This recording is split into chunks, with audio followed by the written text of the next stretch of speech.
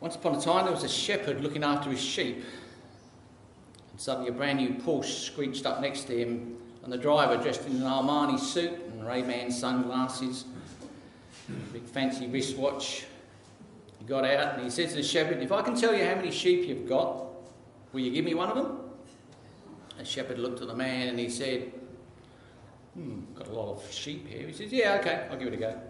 So the young man parked his car, he stuck his laptop into a mobile phone, he logged onto a website, he used a GPS, scanned the ground, opened a database, pulled out a whole stack of Excel tables and pivot tables and algorithms, and he printed out a 150-page report on a little printer he just happened to have with him, and he said to the shepherd, "You've got exactly 1,586 sheep."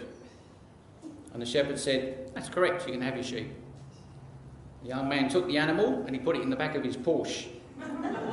And the shepherd looked at him and said, "Now, if I can guess your profession, will you return my animal back to me?" And the man said, "Yeah, why not?" And he looked him in the eye and he said, "You're a planner." He said, "How did you know that?" He said, "Well, very simple. First, you came here without being wanted. Secondly, you charged me a fee to tell me something I already knew. And third, you had no understanding about my business at all. Now, can I have my dog back?" So, talking of planning, it's obvious, but the retail market doesn't wake up on December the 24th and say, "Oh my gosh, it's Christmas tomorrow. What are we going to do? Let's get the stuff in the shops." No, they plan. And in the UK, Nestle's plan to have 20 million after 8 mints ready for Christmas. So they start their production flat out back in May. They plan. And what about the Boxing Day sales? The stuff is planned to be out in the shops before they shut the doors on Christmas Day. And don't start me on about hot cross buns in Coles at the moment. The reason they happen to know all of this stuff is because the retail markets know the 6P rule. The 6P rule is proper planning and preparation prevent poor performance. Well, that's good for the retail industry, but if you're a believer in God, then that's also good news for you too. Because God is also in the planning business, and he also knows his sheep. So way back in Genesis 1:1, he says, "In the beginning, God created the heavens and the earth." He planned it. And God knew that proper planning and preparation prevent poor performance. God had a plan right from the start for you and for me, for everybody. Quite simply put, he plans to do whatever it takes to reach out and embrace all people. Well, that's illustrated very well in our Bible reading this morning with the arrival of the Magi, as they actually came at a time when the miracle of Jesus' birth had long since worn off, while Mary and Joseph were caught in the busyness of life and parenting. And almost 2 weeks after Christmas Day itself, that occasion is definitely behind us, and possibly worn off too for most of us, even if we've still got mince pies at home and chocolate still to finish. And now it's just turned 2019 and we're about to get caught in the business of another year. But this morning's lectionary reading reminds us of God's proper planning and preparation for the Messiah. Have you ever wondered what the Magi were doing there in the first place? So what brought these Magi to come looking for the Christ? Well, it certainly wasn't from some fancy preaching or some welcoming congregation or even some social ministry. They came seeking the Christ after studying the night skies and remembering the things they'd learned about a Messiah that was to come. The Magi didn't just happen to show up. It had been properly planned and prepared hundreds of years before that they would. And because God did plan properly, they become part of his plan, spreaders of the Christian message of a saviour, because God's plan is to do whatever it takes to reach out and embrace all people. But just because God wants to embrace everybody, not everybody's going to respond the same way. We have free will. And Matthew's text this morning shows 3 types of responses. Well, firstly, there's the response of the Magi. Verses 1 and 2 said, "Now after Jesus was born in Bethlehem of Judea in the days of Herod the king, behold, Magi from the east arrived in Jerusalem, saying, "Where is he who has been born King of the Jews?" Now, it doesn't say how long after Jesus was born that these Magi turned up, but it can be inferred that it was a little while after. The word used for child is the same one used for infant in verse 11. There's also Herod's call later on to have all the kids 2 years of age and upwards, and downwards rather, to be killed. And then also it says in the text that they arrived at a house, not a stable. Because Mary and Joseph had literally moved on. And sometime, as Pete said, during the Middle Ages, legend developed that these Magi were kings, and that there were 3 of them, probably because there were 3 gifts. And some come up with the fact that their names were Caspar, Balthazar and Melchior. But the only legitimate facts are that the Magi turned up. And that's all that comes in the text. And the text says they came from the east. Well, it wasn't East Jerusalem, and it wasn't East Bethlehem. We're talking about way over east, Persia or Babylon, hundreds and hundreds of kilometres away.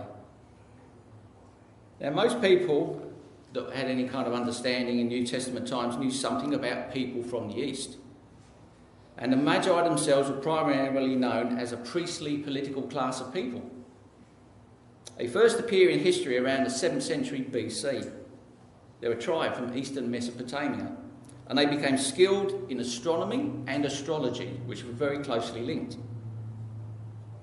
They were especially noted for their ability to interpret dreams. And of course, from their name we get our words magic and magician. And because of their combined knowledge of science and agriculture and mathematics and history and the occult, their religious and their political influence continued to grow until they became the most prominent and powerful group of advisors in Medo-Persia and subsequently in the Babylonian Empire. But what's that got to do with God's plan? Everything. Because if you look back in the Old Testament books, Daniel, for example, was written 500 years earlier. You'll learn that the Magi were among the highest ranking officials in Babylon. And then, because the Lord gave Daniel the interpretation of King Nebuchadnezzar's dream, which nobody else could interpret, again part of God's plan, Daniel was appointed, and it says here in Daniel 2:48, ruler over the whole province of Babylon and chief prefect over all the wise men, the Magi. And because of Daniel's great wisdom and because he successfully pleaded for the lives of these wise men who'd failed to interpret the dream, he became highly regarded among them. And because of Daniel's high position and his lifestyle, these Magi must have learned much from him about the one true God, the God of Israel, the will and the plans of God for his own people through the coming Messiah. So these wise men that arrived will probably have known much about the Old Testament writings of Micah and Isaiah as well, and obviously those of Daniel and of Ezra. The Magi were extremely well educated. Verse 6 of the reading we had this morning is a quote from Micah. It's one the Magi would have known, telling where the ruler would be born. They also knew the book of Daniel. And in Daniel 9:25 it says the when of the Messiah. It says, know and understand this, from the issuing of the decree, and it's talking about the decree of the king Artaxerxes, which is in Ezra. It says, know and understand from the issuing of the decree to rebuild Jerusalem until the anointed one, in other words, from the beginning of the temple until the anointed one turns up, the ruler comes, there will be 7 sevens and 62 sevens. 69 sevens. In other words, 483 years, it's saying. So the Magi would definitely have known that not only was a king predicted, but also roughly when he was going to turn up. And here he was, right on time, just as God planned. God used all that history, all that education, and all those people to get the Magi to arrive in the right place at the right time. And so with their understanding of the knowledge they had the Messiah to come, they arrive and they say, We have come to worship him. And that's also another part of God's plan, to show the centrality of Jesus. Everything here centres on him. Mary is seen only as she is associated with Jesus, as his mother. Verse 11 says, on coming to the house, they saw the child with his mother Mary, and they bowed down and they worshipped him. Then they opened their treasures and presented him with gifts. I've visited lots of mums having babies. Congratulations. We give a hug and a card and a pressie. Mostly their baby stuff. Teddies, blankets, nappies. And if mum's lucky, she'll get something for herself. But in this passage, these magi presented him, Jesus, with the gifts. Because the focus was on Jesus. Sure, Mary did a fantastic thing by letting God use her as the mother. But some have gone on to make her the object of worship. But it's Jesus that it's all about. It's what God's planned.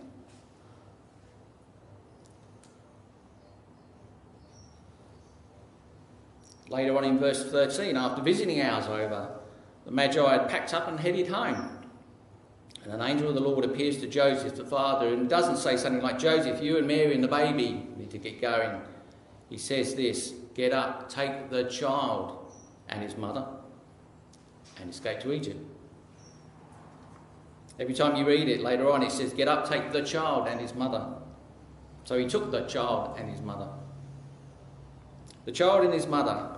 Matthew's emphasis is making Jesus the centre. Everything pointing to him as the king.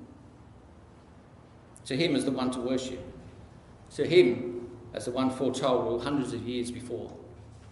And these magi got that. That's why they went to great efforts to track him down. Because they were expecting a Messiah. They found a Messiah and they worshipped the Messiah. It's a good reason to call them wise men. So when we place the manger and the Magi together on Christmas Eve, it kind of misses just how far God will go to ensure that all people receive the good news of the birth of the Messiah. Well, that's the Magi, but what about the response of Israel? The people's response to the Magi's question of where is he who's been born king of the Jews is apathetic. They were more concerned about Herod's response to them. And they cared little, if anything, about the matter of the Messiah. The leaders of Israel, in their spiritual blindness, failed to grasp the significance of the question. And so they lamely replied, in Bethlehem of Judea. And they were the ones who actually quoted from the book of Micah. So they knew what the Magi knew.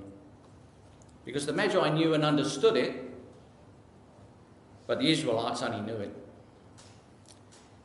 So when they say in Bethlehem of Judea, it sounds like a simple answer, but it's far from it.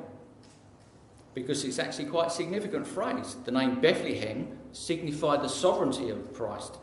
And it was at Bethlehem that David was born and anointed king. And it's called Bethlehem of Judea to show that the king was to be from the tribe of Judah. Planned by God a long time ago. If you're not convinced by that, when you pick up the book of Matthew, read chapter 1. If Jesus is, who do you think you are? And it lists who begat who. Is chapter 1 boring? Absolutely. No one ever said, hey Dad, tell me again about Jehoshaphat, the father of Jehoram, who was the father of Uzziah, who was the father of Jotham. But Matthew places that long list there for a reason, and it's not so you can zone out.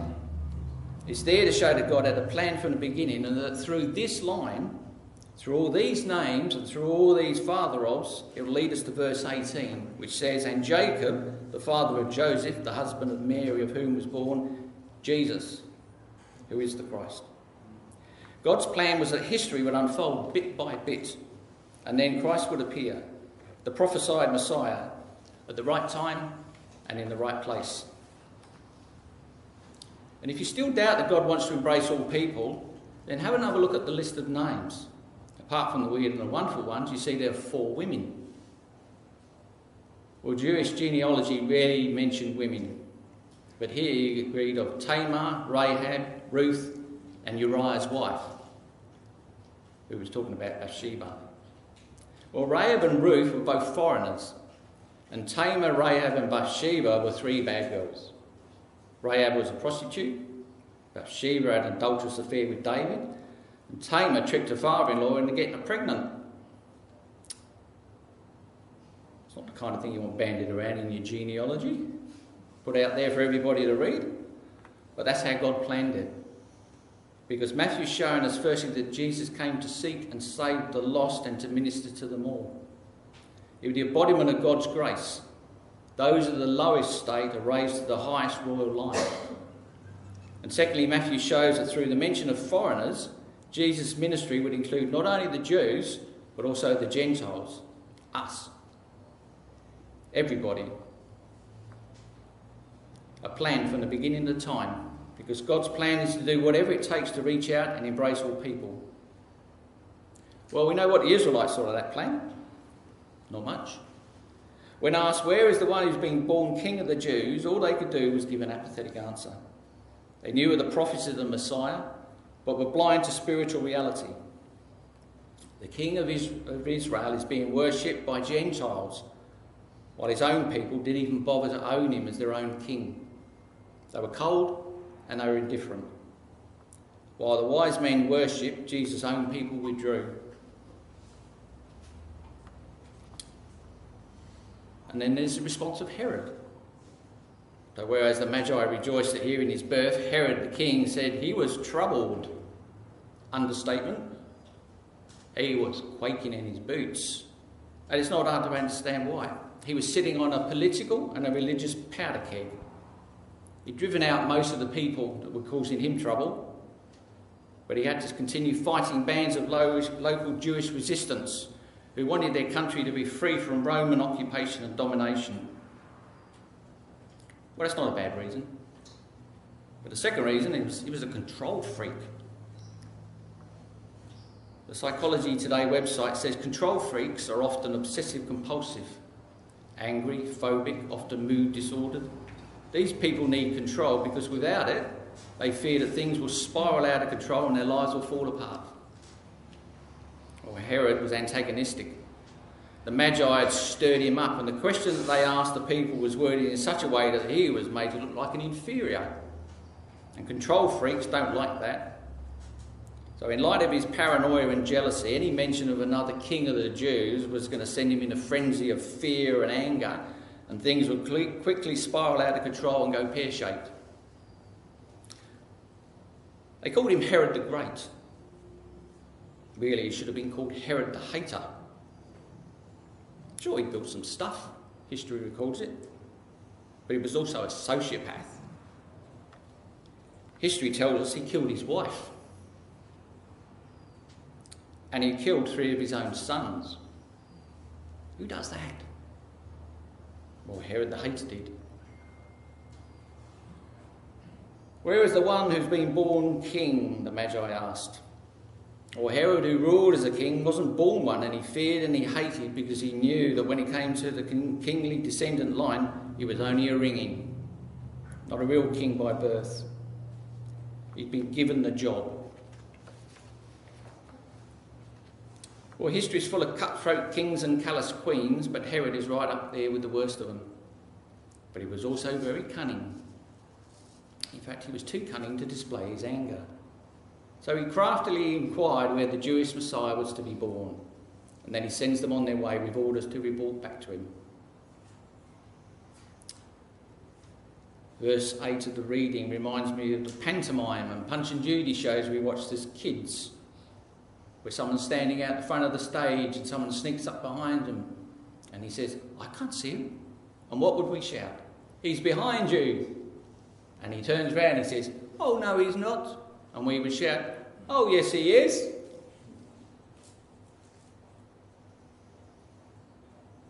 And Herod says to the Magi, report to me so that I too may go and worship him. And then he looks at us and he winks and he says, oh yes, I will. And we say, oh no, you won't. Herod the Hater. At the hearing of the birth of Jesus, the Magi worshipped, and Herod worried. While they praised, he plotted. And the next time he comes back on stage, he's all rage and anger. Evaded by the Magi, he plots his revenge, so he commands that all of the children 2 years of age and under in Bethlehem and the surrounding areas be slaughtered. Like I said, Herod the hater, only concerned for his own throne and his own political life. And nobody and nothing is getting in his way. So there it is in Matthew's short narrative. 3 very different responses to God's plan for a Messiah. The welcoming one, the response of the indifference, and the one of all-out hatred. So as we begin another new year full of hope and potential, what will be our response to the Messiah this year? Will we continue to worship him in 2019? Perhaps in different ways. Maybe God's plan for us this year is to read all of the way through the Bible. Or maybe to join one of the home groups or serve on the rosters. Or maybe God is going to lead you to start a new ministry this year. Or will we be indifferent to him, like his own people were, ignoring the needs of others and thinking only of ourselves? And someone said, indifference is like an icy death in which everything has ceased to matter. There's no way to live and flourish. There's no way to spend 2019. Or will we be antagonistic to him, against all that the church stands for, just like the hater was? Jesus said in John 13, all men will know that you are my disciples if you love one another. Hopefully this year people will look at us and say, see how they love and care for one another? And not say, look at them, they fight and argue more than the rest of us put together. Our response has eternal implications. Every knee will bow before me, every tongue will confess to God. So then each of us will give an account of himself to God. Because God's plan is to do whatever it takes to reach out and embrace all people. And each of us will give an account to God. As the musos come up, let's get ready to stand and sing our closing song. Thank you.